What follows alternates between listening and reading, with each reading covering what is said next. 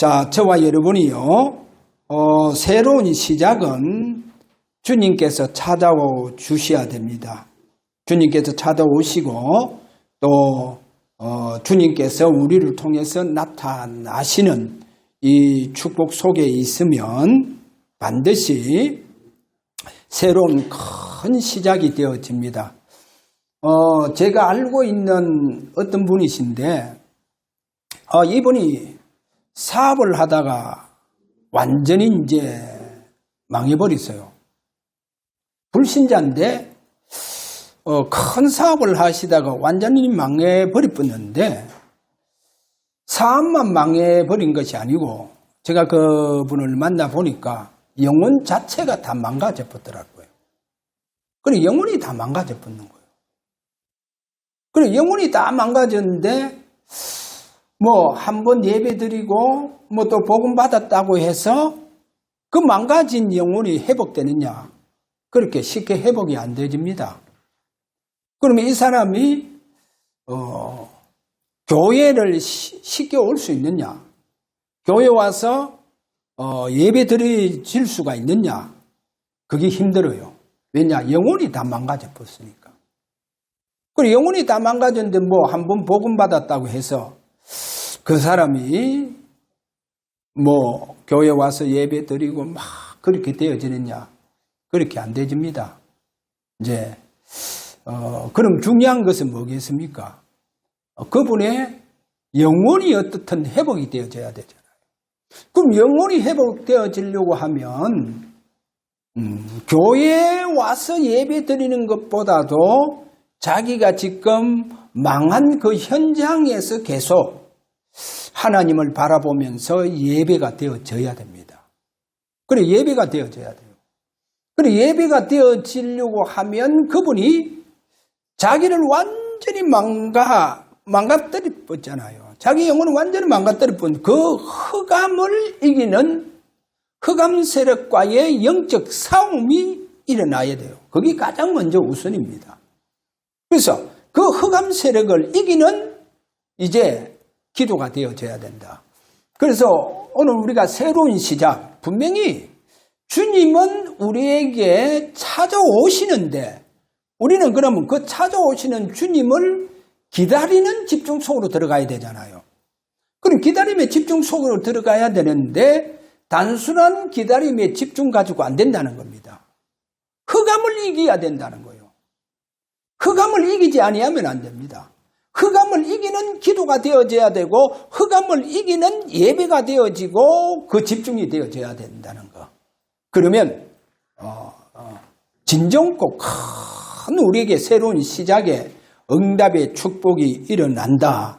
자, 그래서 하나 예를 성경을 통해서 좀 대자고 하면 부활 이후에 제자들의 이제 영적 상태라든지 그들 중심을 좀 봐야 됩니다. 예를 들어서 베드로가 요한복음 21장 15절에서 18절에 가서 보면 주님께서 시몬의 아들 베드로야 네가 나를 사랑하느냐 그렇게 주님께서 묻잖아요.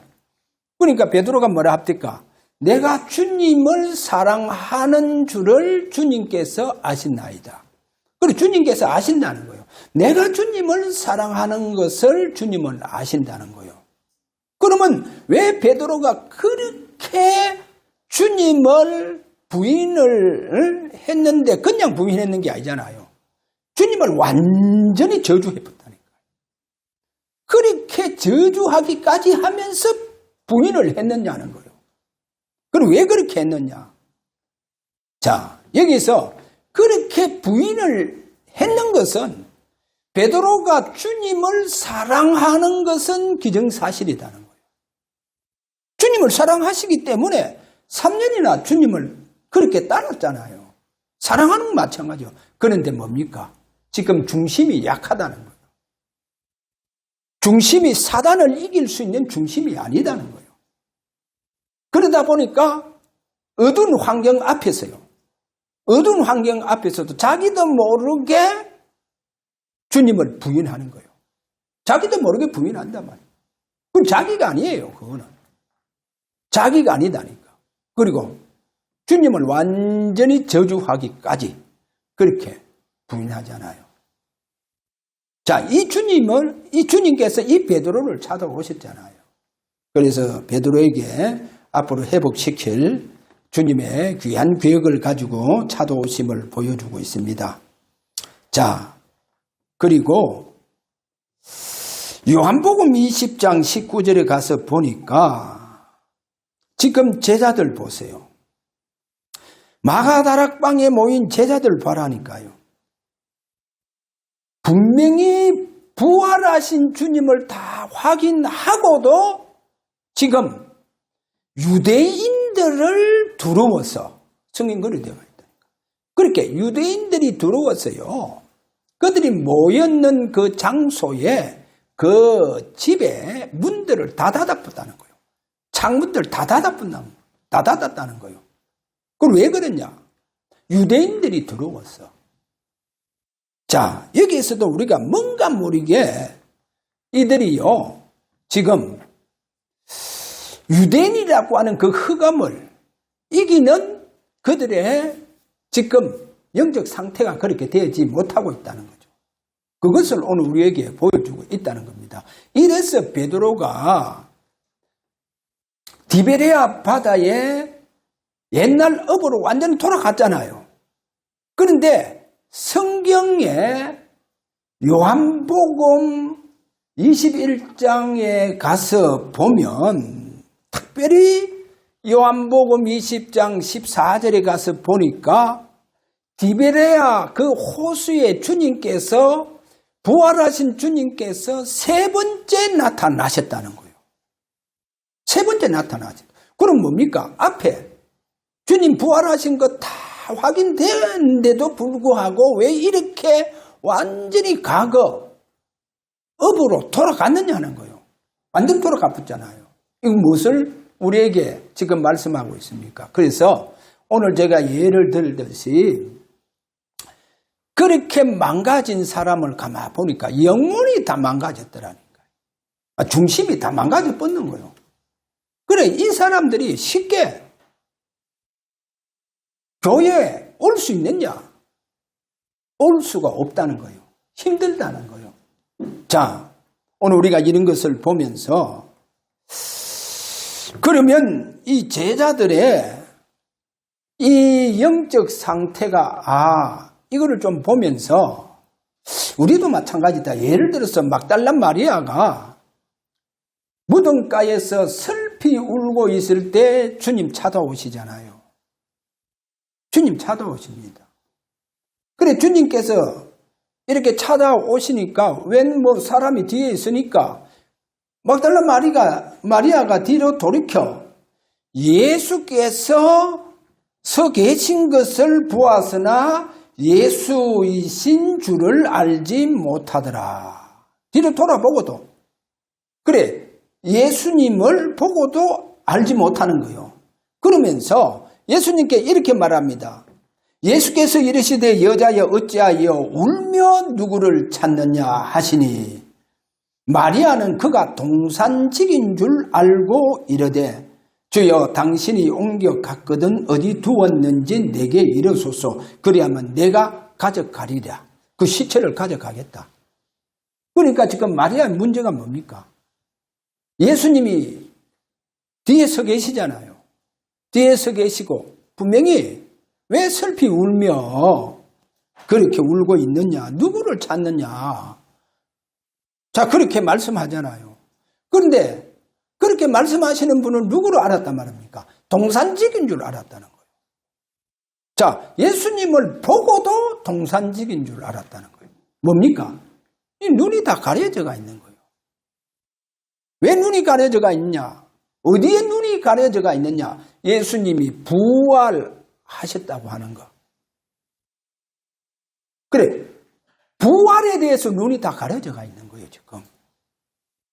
분명히 예수님께서 십자가에 못 박히기 전에 얼마나 중요한 말을 세 번이나 그래 하잖아요. 그것도 예루살렘에 올라갈 때마다 하시는 말씀이 뭡니까? 내가 예루살렘에 올라가면 분명히 유대인들에게 또 제사장들에게 장로들에게 분명히 내가 그들에게 붙잡혀서 내가 십자가에 죽으실 것이다. 그러나 사흘 만에 내가 반드시 부활한다. 그렇게 메시지를 줬는데 불구하고 부활에 대해서 지금 제자들이 눈이 가려져 버는 거예요. 부활에 대해서 눈이 가려져 버는 거예요. 아니, 기독교는 부활의 종교입니다. 그래, 부활에 대해서 눈이 가려졌다는 것은 결국 뭡니까? 흑암으로 말미암아 눈이 가려졌는 거나 똑같아요. 흑암 세력을 이길 수 없다는 겁니다. 부활에 대해서 눈이 가려져 보면 이 땅에서 우리가 아무리 신앙생활 열심히 해도 흑암 세력을 이기지 못한다는 거예요. 흑암 세력을 이길 수 없다는 거예요. 그래서 예수님을 동산적인 줄 알았다는 거예요. 참 보세요. 엠마 도상으로 가는 제자들도 마찬가지 아닙니까? 주님 같이 동행하는데도 불구하고 주님을 알지 못하잖아요. 왜? 눈이 가려졌어. 그 눈이 무슨 눈이냐? 부활에 대한 눈이 가려졌다는 거예요. 그래서 저는 그래 봅니다. 부활에 대해서 우리가요, 이 눈이 열려보면, 이 부활에 대해서 눈이 열려보면 아마 주님께서 내게 임재하시는 것을 확실히 확인되고 체험이 안 되어질까? 그렇게 봅니다. 그래서 오늘 저와 여러분, 부활에 대해서 우리의 눈을 가리고 있는 이 모든 흑암들 다 무너져 버려야 됩니다. 한 예를 들자 하면요. 모세가 시내산에 올라가서 십계명을 받아가 내려오잖아요. 십계명을 받아가 내려오니까 얼굴에 광채가 나는 거예요. 얼굴에 광채가 나니까 그래서 장로들이라든지 거기에 백성들이 모세의 얼굴을 쳐다볼 수가 없는 거예요. 광채가 나니까 전부 다 무서워하고 두려워하는 거예요. 그래서 이 모세가 백성들한테 나올 때 수건을 가지고 얼굴에 광채를 전부 다 가려서 나온다니까요. 똑같은 현상이에요. 주의 그 부활의 그 영광, 오늘 그 부활의 영광이 저와 여러분에게 임하는 축복 일어나기를 바랍니다. 그러면요, 세상에 그 어떠한 부귀영화가 보이느냐? 정치인들은 그 권세만 위해서 쫓아가잖아요. 그 권세가 자신들의 최고의 인생의 목표로다 보니까 오로지 국회의원 권세 그 배지를 달기 위해서 막 영혼이 망가지든 말든 그래서 완전히 영혼이 망가진 정치인들이 다 돼본다니까요. 자, 오늘 우리가 이런 점을 보면서 완전히 승리자가 되어지기 위해서 오늘 본문에 들어가서 첫 번째로 광야 40년에서 답을 좀 찾아야 됩니다. 광야 40년에서. 왜 그러냐 하면 광야 40년 그 답을 찾는 제가 볼 때 구약 성경보다도 고린도전서 10장 1절에서 11절에 가서 보니까 그 11절에 이렇게 말씀하더라고요. 말세를 만난 우리에게 본보기가 된다. 말세를 만난 우리에게 본보기가 되는데 그럼 광야 이 백성들 결국은 가나안 땅 들어가지 못하고 전부 다 광야에서 다 죽습니다. 그러면 오늘 여기에 분명히 말세를 만난 우리에게 본보기가 된다 하였으니 자 거기에서 첫 번째를 보면 애국과 바로의 노예가 되어졌는데 400년 동안 노예가 되어졌다는 겁니다. 400년 동안. 그러면 애굽은 우리가 성경상 애굽은 세상을 상징합니다. 바로 왕은 사단을 상징을 하고 있죠. 자, 그러면 세상과 사단에게 완전히 사로잡힌 하나님의 백성들.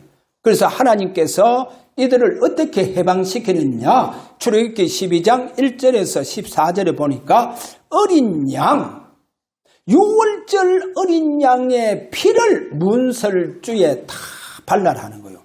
그러면 이제 완전 해방대가 나오잖아요. 그러면 그 어린 양의 피입니다.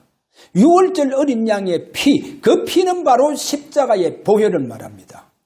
예수 그리스도의 십자가의 보혈을 말합니다. 자, 이래서 이스라엘 백성들이 한마디로 말해서 예수 그리스도의 보혈의 그 피를 상징하는 어린 양의 피로 말미암아 완전히 애국과 세상에서 해방돼 버린 거예요. 그러면 이제 하나님의 백성들로 부름받았잖아요.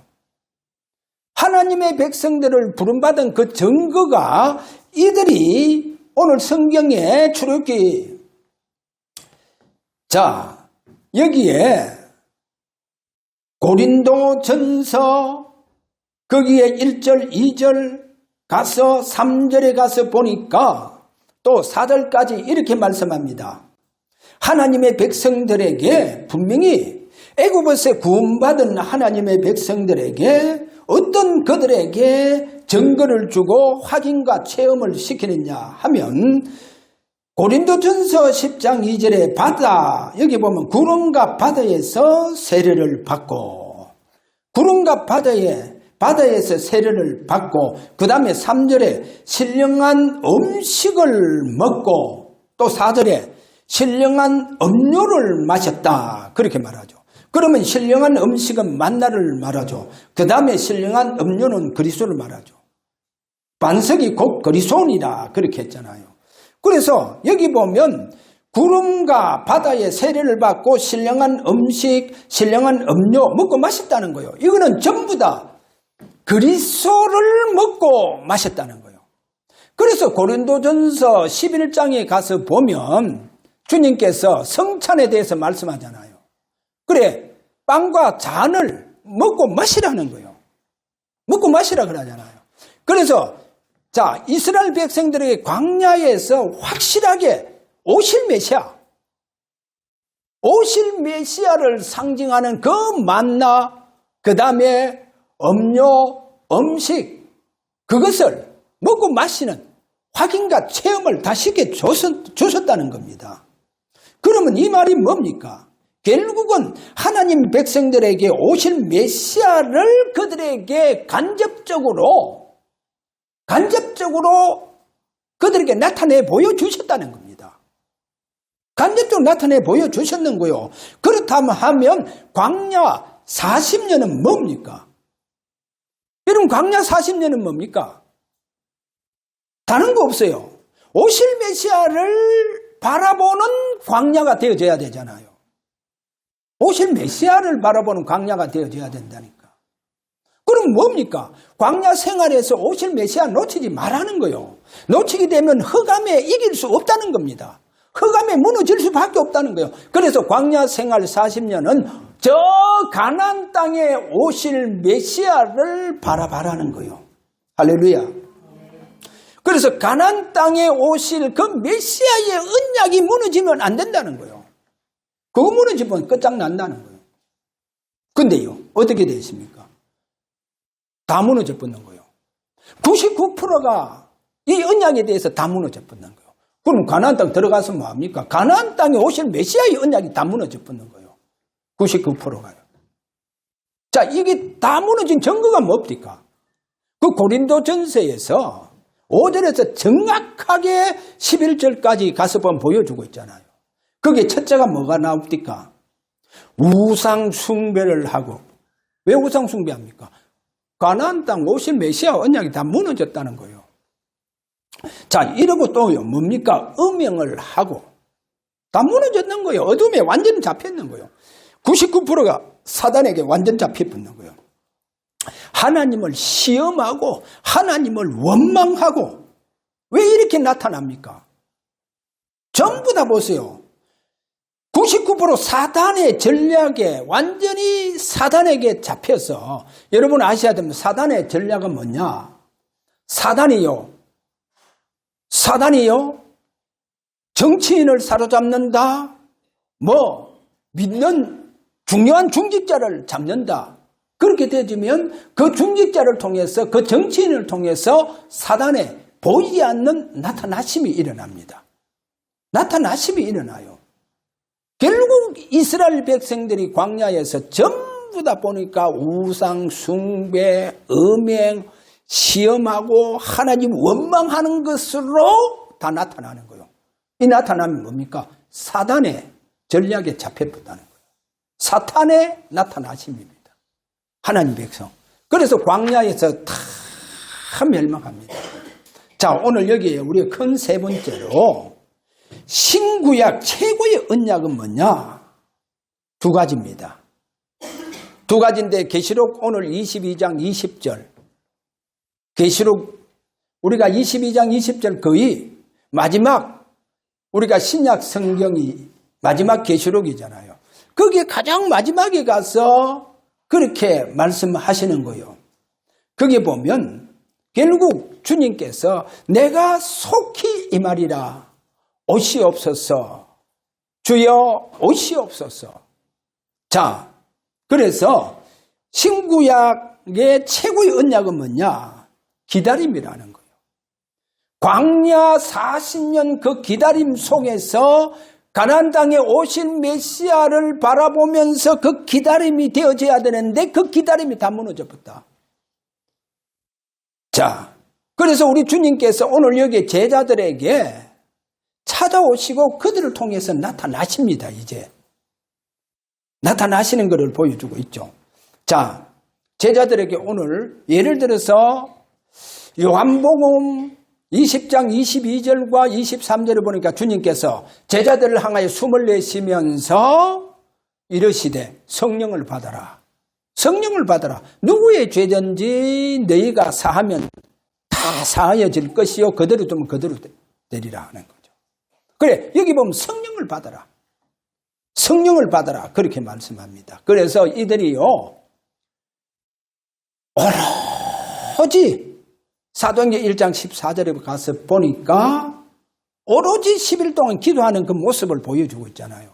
저는 그 기도하는 모습을 보면서 그 오로지 기도는 바로 흑암을 이기는 기도를 하는 거예요.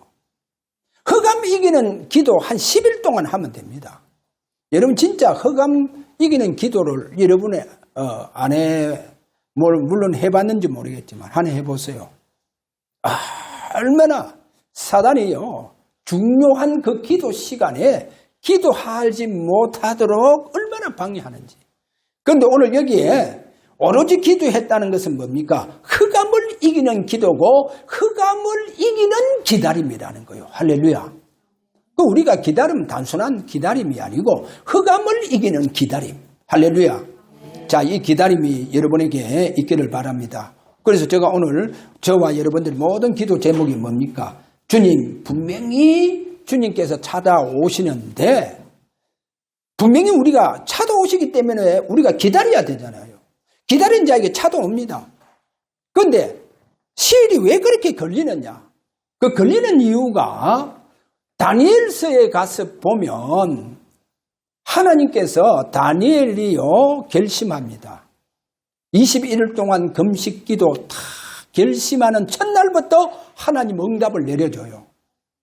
하나님 응답을 내려주는데 그 응답을 가지고 오는 천사가 응답을 가지고 오는데 보니까 바사군, 쉽게 말해 그 사단이요. 그 응답을 방해해보는 거예요. 그 응답을 방해해보다는 거. 그래서 21일 동안 걸렸다는 거예요. 그래서 다니엘에게 21일 동안 걸려서 나중에 미가엘 천사가 와서 그 기도 방해하는 흑암을 다 물리쳐 주는 거예요. 그래서 그 응답을 가져오는 천사가 다니엘에게 응답을 가져오는 거예요. 22일 동안 걸렸다는 거예요. 하나님은 응답을 바로 내려줘 뻗는 거예요. 결심하는 첫날 응답을 내려줘 뻗는 거예요. 그런데 왜 그렇게 걸렸냐? 이 사단이 방해하는 거 있죠. 응답을 방해한다는 거였어요. 그래서 우리의 기다림이 왜 이렇게 하나님 오래 기다렸냐? 흑암을 이기는 기다림이 아니다는 거예요. 여러분 흑암에 이기는 기다림이 오늘 마가다락방에 가서 기도하는 그들이 보니까 10일 동안 오로지 기도하더라. 할렐루야. 흑암을 이기는 기도. 우리 주사랑교회 오늘부터 이번 주간 완전히 흑암을 이기는 기도가 일어나고 흑암을 이기는 기다림과 흑암을 이기는 집중이 되어지기를 주의 이름으로 축원합니다. 그러면 제가 볼 때요, 가장 먼저 우리 가장 가까이 있는 우리보다 더 큰 선진국 일본을 향하여 하나님 큰 전도 선교의 문들을 열어주실 것이다. 저와 여러분이 진짜 흑암을 이기는 그 기다림 속에 있는 그들에게 오늘 여기 성경에 보니까 그 제자들에게 주님께서 찾아오셔서 요한은 물로 세례를 베푸듯이 너희는 맨날이 못되어서 성령의 세례를 받으리라. 오직 성령이 너희에게 임하시면 너희가 권능을 받고 예루살렘과 온 유대와 사마리아 땅끝까지 이르러 내 증인이 되리라. 할렐루야. 그렇게 흑암을 이기는 그들에게 주님께서 완전히 성령을 부어주었다니까요. 그러니까 마마 그렇게 연약하던 그들이요, 계집 아이 앞에서도 예수님을 그렇게 부인하고 저주하던 그 베드로와 그리고 거기에 있는 모든 제자들이 막 얼마나 담대했는지 죽음을 다 이겨보는 거예요. 할렐루야. 그렇게 담대해졌는 거예요. 뭐로? 성령 충만 받으니까. 그래서 이들이요, 흑암이요, 그들에게 역사할 때마다 그들이요, 마가다락방에 모여서 주님 보시옵소서, 본도와 빌라도와 그렇게 예수님을 저렇게 우리 유대인들이 이방인들에게 내어주고 오늘도 저들이 우리에게 지금 위협하고 있습니다. 주님, 저들의 위협을 주님께서 아시지 않습니까? 그렇게 위협을 없애달라 하지 않고 주여, 오히려 저들에게 성령 충만 달라고 위협을 통해서 핍박을 통해서 주님께서 우리에게 성령 충만 달라는 거예요. 그러니까 빌기를 다하며 그들에게 뭐요? 성령이 충만함이 임했다는 거예요. 그러니까 보세요. 큰 어려움이 올 때마다 그들은요, 이제는 압니다. 아, 이 흑암을 이겨야 되겠구나. 그래서 그 위협함을 주님께서 보시었고 우리에게 주여 성령의 충만함을 허락하여 주시옵소서. 그러니까 그들이 얼마나 성령 충만 받았는지. 그러니까요, 성경에 보니까 하나님의 말씀을요, 얼마나 담대하게 전하는지. 그래서 저와 여러분이요, 꼭 이 초대교회의 제자들처럼 그들이 그렇게 위험과 또 핍박 그런 것을 분명히 저들은 두려워하지 않고 아, 흑암이구나 그렇게 알고 분명히 주님 앞에 그들의 위협함을 없애달라고 그렇게 기도하지 않고 위협함을 굽어 보시옵소서 그렇게 얘기했다는 거예요. 그래, 위협함을 굽어 보시옵고 또 종들로 하여금 담대히 하나님 말씀 전할 수 있도록 뭐라고 했습니까? 성령 충만 달라 했노. 그래, 성령 충만 받아 얼마나 담대했는지요. 그렇게 말씀을 증거했는 사실을 성경에서 우리에게 보여주고 있습니다. 자, 분명히 저와 여러분에게 기다림인데 단순한 기다림이 아니고 흑암을 이기고 싸우는 그 기다림이 되어진다고 하면 흑암을 이기는 승리자의 기다림이 되어진다고 하면 주님은 여러분에게 세상을 맡겨주시는데 세상을 맡을 수 있도록 성령의 충만함을 주십니다. 할렐루야. 자, 오늘 결론입니다. 고린도전서 10장 11절 여기 가서 보면 제가 읽어드릴게요.